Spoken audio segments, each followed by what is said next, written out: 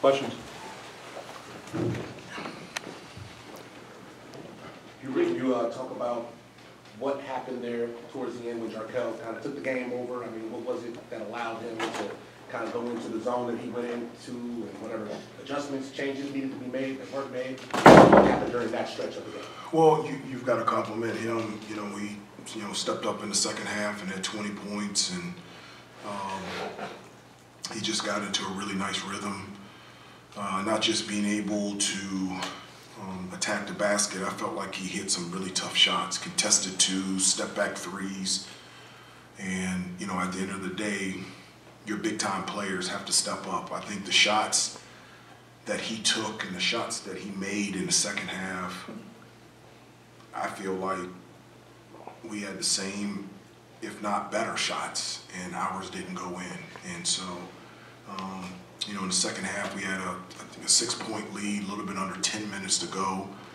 We had 3 straight possessions where we could have extended that lead. We missed a layup, had 2 turnovers that allowed them to catch up and tie the game or take a 1-point game. And, we just didn't play well down the stretch. That stretch that you're talking about, what were some of the other factors in there? And you guys have been in situations where you've not closed as well as you would like. So what is the consistent issue there? Well, I don't necessarily just focus on the last, part of the game, the last 6 minutes. When I'm referencing in terms of like the little, that mean a lot, the discipline and the details, I'm talking about the entire game. So like in the first half, one of the things consistently that we've done really well this year is limit teams to 1 shot every possession, but we gave them offensive rebounds in the first half. We talked about taking care of the basketball in the first matchup. We only had 7 turnovers against them, which is huge. We turned the ball over in the first half. We ended up with 13. So every time I felt like we turned the ball over, it was like a pick 6.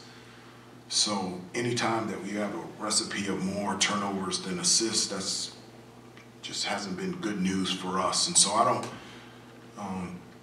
down the stretch, we didn't play well enough to win, but I felt like throughout the course of the game, we could have done the important little things that could have put us in a position to not just be down 1 at halftime and not just be up 6 with a little bit more than 9 minutes to go in the game. You've always said that you want your team to respond and get back up after being knocked down, but how do you change the message when it's clearly not working at its maximum because the results aren't? Well, I disagree with you. I disagree with you from the standpoint that it's not working. I do. Sometimes it doesn't come when you want it, where you want it, how you want it, in the manner in which you want it, at the time that you want it. That's life.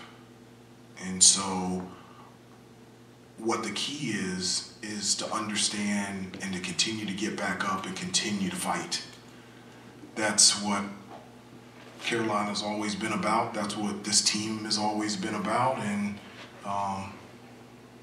it's not even a choice. That's the only direction that you can go. And so just because you don't get what you want right when you want it and right when you think you should have it, that doesn't stop you from doing the good things to put yourself in a position to be successful. And so I disagree from the standpoint, I know where you're coming from, but I disagree that it's not working. We don't know if it's not working. You got to keep getting back up and keep trying. It's not working when you quit. Hubert, for the most part, were you satisfied with the shot selections that you guys got? Like once it got tied at 60 in that kind of crucial stretch? I did. I need to look back at it. I know that we had some good looks from the guards, from the outside. I know that we were attacking the basket and trying to score, trying to get contact, trying to get to the free throw line. I felt like, in terms of execution, we got the ball to the guys that we wanted to get the ball to. But we just didn't make the shots. And when we missed, they came down and they got the shots that they wanted and they made them. Coach, I think you were talking earlier how you guys had 13 turnovers. You only forced 1 of your own. What are ways, or what can you do defensively to sort of open up those fast break buckets for you guys on the offensive end? Yeah, we tried to, dead ball situations, full court, we picked up full court and, got into our press and tried to create some steals and deflections and turnovers. One of the things for NC State, they have multiple ball handlers, so if you take it away from one, there's, 2 or 3 other guys that can handle the basketball and get their team into their offense. So, we definitely tried, to get some extra possessions. There's a number of ways to get extra shots. You can obviously get steals, offensive rebounds. So that's, one of the things that we talked about. We got 18 offensive rebounds, but we only scored 15 points off those offensive rebounds. So, if you want to count getting steals and deflections, you can put it under getting second chance opportunities for an offensive rebound and also getting to the free throw line. And we did,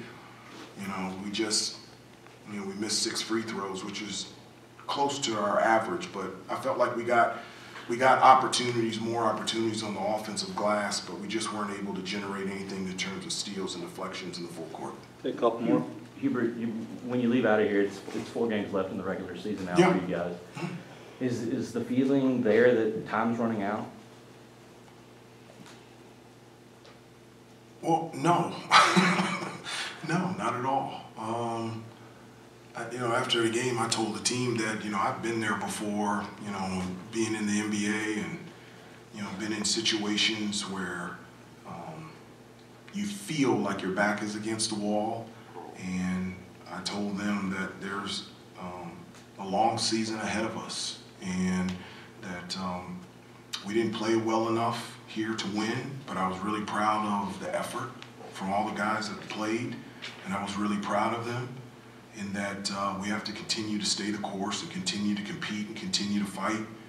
And I'm very hopeful and confident that the things that we're talking about and the things that we're working on, it is going to result in something positive in terms of wins. I just do.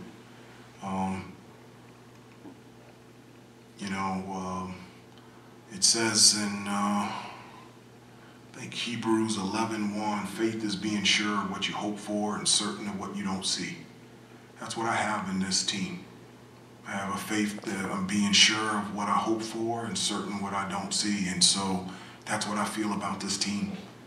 And I am, even though I'm disappointed that we didn't win tonight and that we have 4 games left in the regular season, I'm very confident and very hopeful and very proud of the group of guys that I coach, and that that will continue to get better and good things will happen to this team. Given where you guys stand right now, is it more of a challenge to get the message through to them because they can't block out all the noise and they understand where you guys are at this point, and now with 3 straight losses, I guess. Yeah, so, 5 out of 6. Well, you can't block out all the noise. You can't. I wouldn't say that you can't. I think you can. And I think, you guys stated it. We have 4 games left in the regular season. So other than that, there really isn't any other noise other than we play Notre Dame and Virginia and Florida State and Duke. And so got a great opportunity to play against some unbelievable teams. And as I said before, I'm hopeful and confident and excited about the challenge. Thanks, Coach. Thank you. Thanks, Coach.